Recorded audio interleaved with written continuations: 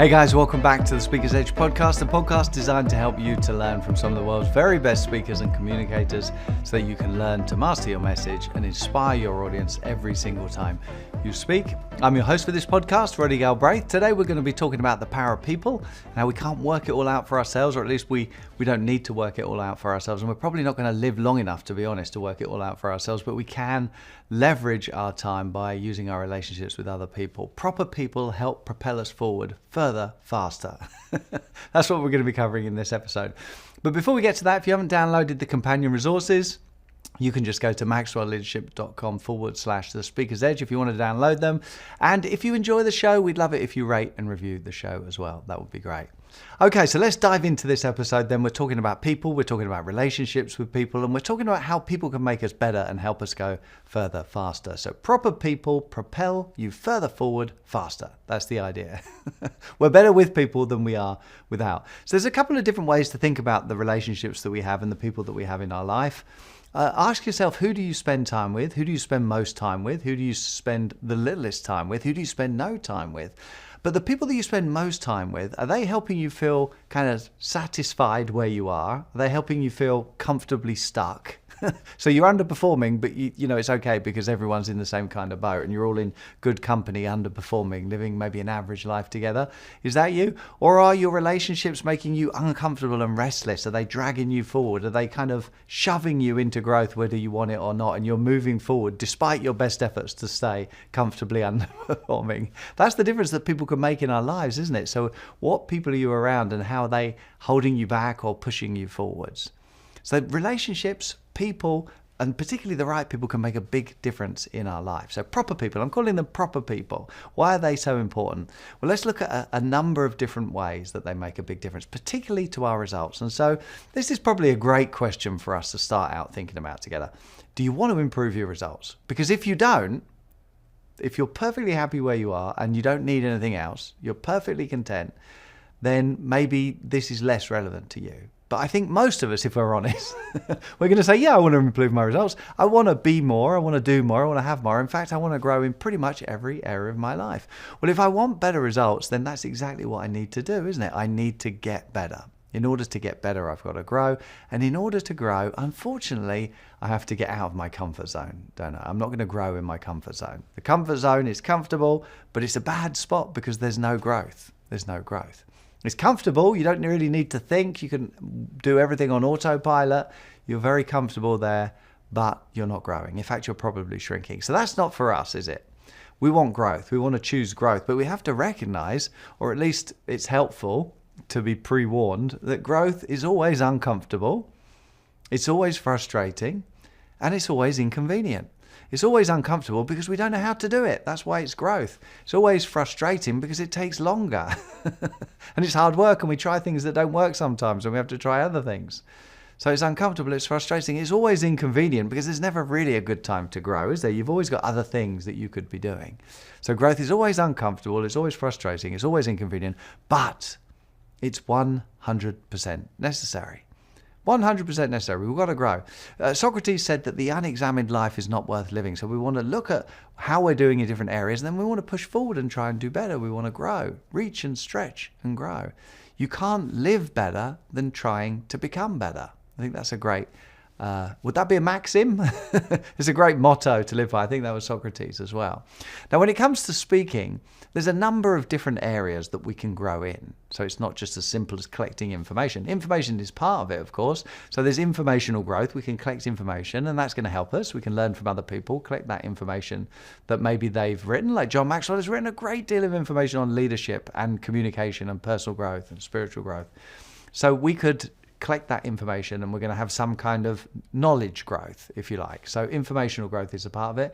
But then also observational growth is possible as well. By being part of a group of people, we can see how other people struggle and how they maybe triumph, and we can see why, and we can see what they're doing, and we can learn from looking at other people. And sometimes it makes it a lot easier to learn from other people because we don't need to go through the pain of their mistakes. Now, the flip side of that is we don't experience the joy of their triumphs either, but we can watch them and we're dissociated. We're one step removed, if you like, And so sometimes it's easier to learn from them than it is from ourselves. So informational growth, number 1, observational growth, number 2, experiential growth, jumping in, rolling your sleeves up, getting stuck in and trying. This is essential with speaking, isn't it? In fact, it's essential really for any complex skill, but anything that you do that you can't immediately do just by thinking about it, those things need to be delegated to habit, and then they need to be refined. And so we need to get involved. Speaking is very much not a spectator sport, is it? You can't just kind of collect information and watch people and then get better at it. There's too much going on for you to do with just your conscious mind.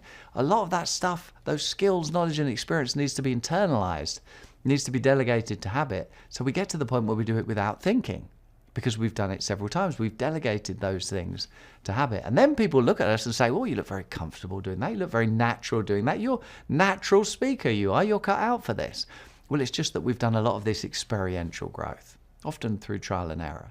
So number 1, informational growth. Number 2, observational growth. Number 3, experiential growth. And number 4, psychological growth. For some people, psychological growth is very necessary, isn't it? We need to outgrow some of our bad habits. We need to outgrow some of our bad emotions, if you like, or our bad thinking. Some people are terrified of speaking. It's possible to outgrow that fear, but it takes effort. And in fact, it takes the experiential growth, maybe gathering some information to give you the courage to step forward, but stepping forward into growth experientially, and then gradually outgrowing those fears. So that's a big part of it. So 4 ways that we need to grow, and people can help us with pretty much all of them. In fact, all of them. The right people can help you take shortcuts. The right people can help you get there faster. So we're going to look at some aspects of different relationships you have with people, how you can try and get around proper people, the right people, good people, people that are going to help you get what it is that you want, and how you can develop people skills to help you get around and not just get and learn from people, but also help them as well so that you can give something back. So really, we want to realize why we need other people, how we can learn from other people, how they can help us, and how we can help them back in exchange.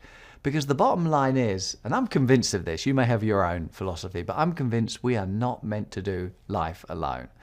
And we can't do it alone, actually, either. We are much better with other people.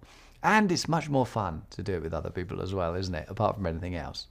So the first area I want to look at together is this area of significance, because we all want to be more successful in life. And that's a good thing, I think. That's great growth to move forwards and experience success. But John says that's not enough, particularly once you experience significance. Significance is like a step beyond success. Success, he says, is something that comes to you for you. So you achieve success for you. Well done, you. You're successful. Success comes to you for you. But he says significance is something different. Significance is something that comes through you for others. And anything of significance that you're going to do, you're not going to be able to do it all yourself. So you're going to do it with other people as well. So it's going to come through you and others for others. So it's all about others. Now, what's interesting about that, I think, is communication skills is how we interact with others, isn't it? So when we're talking about significance, communication is a big part of that. Even though these things that we're talking about are going to help us be successful in any area, communication is going to be a part of that as well. So success is something that comes to you, for you. Significance is something that comes through you. So we need other people to live a significant life. Simple, but powerful, worth thinking about. Significance. We need other people for significance. Otherwise, we're going to be stuck with just success. Now, one way that other people can really help us is the next one, number 2. We can use other people people call it brainstorming, for collective thinking, shared thinking, group thinking, getting together and bouncing ideas off each other. Whether you like the concept of brainstorming or not, other people really can help. You don't need to learn everything. You don't need to know everything if you're prepared to accept other people's ideas or learn from other people. In fact, maybe that's a great question for you to ask yourself right now. Do you have to work everything out for yourself? Do you have to experience everything for yourself? Do you have to learn everything the hard way? Or are you prepared to learn from other people's experiences? I have a fair degree of stubborn intellectual pride. I know I do like to understand everything. I do like to work everything out myself, and that's not a good thing. We did a course for our daughter Eliza in Philadelphia years ago, and the founder of the program, Glenn Doman, he died a few years back. He was old then, but very sharp, even though he was very old. And he said that 5% of people learn from other people's experiences. 5%. 15% of people learn from their own experiences. And fully 80% of people don't seem to learn from any experience. Now, obviously, the 80% of people who don't learn from any experiences, that's probably the group that we least want to be in. The 15% definitely do better than the 80%, don't they? Learning from their own experiences, that's good too, because at least you're growing. But the ones that grow most rapidly, the ones that take the biggest shortcuts, are the ones that are prepared to learn from their own experiences. So I think that's really worth thinking about. If you can sacrifice your stubborn intellectual pride and you're prepared to learn from other people, there may be some resistance as you think about what they're sharing with you and what they're asking you to do. If you want to model their behavior, then you may be thinking, well, that's not going to work because it's not going to work because, and that's because of who we are at that particular moment. When we try these things, we reach and stretch and grow, then our thinking changes, and then we realize, and some of those blocks or ceilings, the lids that we've been banging our head against, they remove themselves when we begin to think about things differently. And other people are essential in that process. So we can't do it alone. And even if the other person hasn't done it, when two minds come together, a third is created. So maybe neither one of us knows how to do it, but together, a third mind that's created can help us break through. No one in the group is as smart as everyone in the group. John often says that. So thinking together is a great way to move forwards. So significance, we need other people. We can borrow other people's brain power with brainstorming or other techniques like that. Number 3, modeling is really powerful because we can see what's possible. I remember I remember when I was business partners with Bob Proctor years ago. This would have been about 2007. I was business partner with Bob Proctor, and John Maxwell, at an event we were doing, was our guest speaker. And I remember sitting watching John Maxwell speaking, and he was extraordinary. And I'd been working with some well-known speakers, some great speakers for a couple of years at that point. And I thought I knew about speaking. And I'm watching John thinking, oh my goodness, I've never seen anything like this. He was extraordinary. And if I'd never seen him, I never would have known that was possible. So it's really powerful to be able to see someone operating at a level of excellence like that. It takes the lid off your mind, and suddenly now it's like, whoa, look at that. It opens up a whole new area for you to grow into. Now you know it's possible. So other people can help take the lid off our mind and show us what's possible. So modeling is a great way for us to leverage our relationships with other people. It's so much easier to understand what's possible from the example of others than it is to try and guess for ourselves, isn't it? In fact, we just assume it's not possible, so we don't even think about it. I think that's the wonderful thing about other people's example, other people's influence in our lives. So otherwise, we've got this danger of like false closure. We're here, and then we grow a little bit, and then we think, oh, now I've got it. And now I've got it, I don't need to grow anymore. And we think that's it.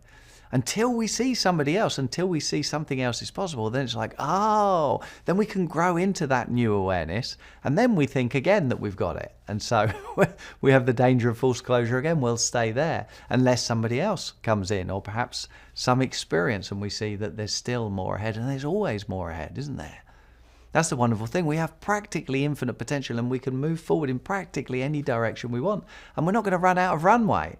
We can keep moving forward until the day we die, pretty much, particularly with things where it's all about the mind and not just about the body. So significance, brainstorming, modeling, the environment that we're in is a relentless influence on us. And other people are a part of that environment, aren't they?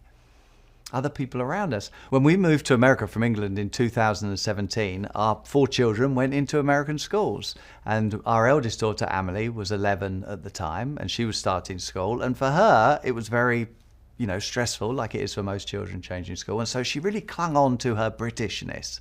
She really clung on to being English and being English was very important to her. It was a big part of her identity. And so she didn't want to lose her accent. She didn't want to become American. She wanted to be English. And she really, really clung onto it. In fact, she became more English when she got here than she was before. But little by little, month by month, year by year, all her friends were American, or her teachers were American. All the people that she interacted with all day long were American.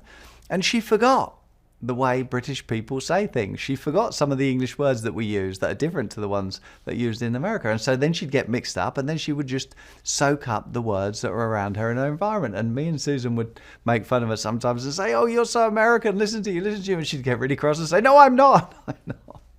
Now, it's become much less important to her 7, 8 years later. Now she's much more relaxed, and she's adopting more and more of the language of the people around her.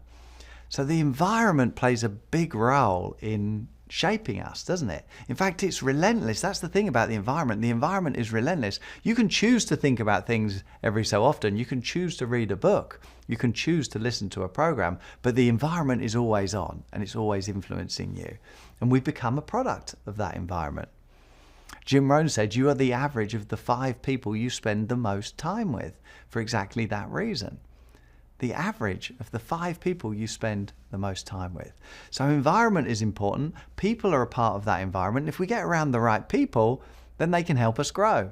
If we stay around perhaps, what we might think of as the wrong people, based on the goals that we want to achieve, not that there's anything wrong with them, but based on the goals we want to achieve, if we're around people who are not interested in those things, or can't do those things, or not pursuing those things, they're not going to help you get there. In fact, they're going to hold you back. So you might want to get around a different group of people who are going to help you get there.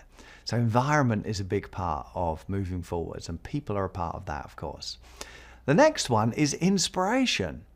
Some people are very inspiring, aren't they? Their lives are very inspiring. The way they live their lives is very inspiring. And we can look up to that. We can be drawn to that.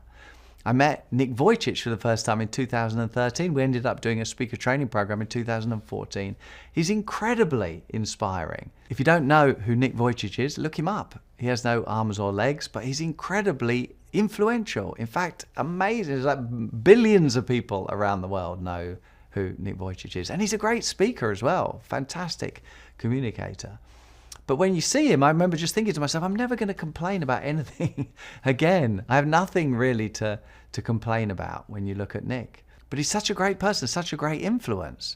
Now, I think we can get inspiration mixed up sometimes, and we can look at people who are achieving things that we would like to achieve, and we can perhaps be jealous rather than inspired.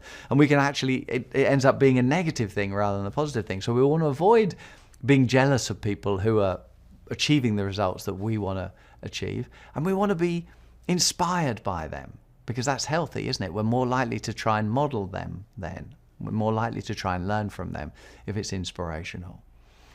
Another way that people can really help us is by being encouraging. If we're around encouraging people, that has a big effect on us, doesn't it? Or if we're around people that are discouraging, that can have a big effect on us. And often it's the people that love us, that we spend a lot of time with, that can have the biggest impact on us one way or another. They can be very encouraging and they can champion us forwards, or they can, even with well-meaning criticism or the odd look, glance or tut, they can be very discouraging, can't they? I remember our daughter Amelie, she was into collecting these little Sylvanian families back when we lived in England years ago. And she was entering this competition to see if she could win a Sylvanian palace, which these little creatures would live in that you'd collect. And I said, "Oh, Amelie, no one wins those competitions." She's like, "What do you mean? I'm going to send a picture in and I have a chance to win this thing, look." And I said, "I know they say that, but no one actually wins them. They just do that for brand loyalty, to get you to kind of lean into the brand. No one actually wins those." Now, I knew this to be true because my parents told me this when I was trying to win a Napoleon thing off the back of the Frosty packet years ago, like 50 years ago, when I was young. "Oh, nobody wins those." And so I didn't bother filling it out and sending it off. Well, anyway, a couple of weeks after this, Susan and I are in the kitchen. Emily and the other kids are at school. And we've got like a 100-yard gravel drive coming down to our house. It's an old farmhouse in the middle of like farmland. And so this van is coming steaming down the lane, and this guy gets out with this big package and sits it down. And we're like, "I wonder what that is." And then he drives off again. And Susan says, "I'm going to go and have a look." So she carries it in. I said, "What is it?" She said, I think Amelie must have won that competition because it's from the Sylvanian Corporation. It's like, oh my goodness. And then we left it until Amelie came home. And then when she came home from school, she opened it. She's like, oh my goodness, I won. I won. And without realizing it, I had been a very well-meaning dream stealer. A well-meaning dream stealer. I was stealing her dreams with my influence without meaning to. I was trying to stop her from doing what she wanted to do, and actually what she succeeded in doing because she didn't listen to me. And so I said to her, oh goodness, I'm so sorry, darling. What picture was it that you sent in that won? She said, oh, I don't know. I said, what do you mean you don't know? You must know which picture she sent in. She said, oh, well, I sent in loads. I said, how many did you send in? She said, oh, about 13. I don't know, something like that. And so she didn't even know which one of those. So she didn't listen to me at all. In fact, she doubled down on her approach and she ended up winning this thing, which I knew she couldn't win. Isn't that interesting? Like sometimes with love, we're trying to protect the people that we love from disappointment.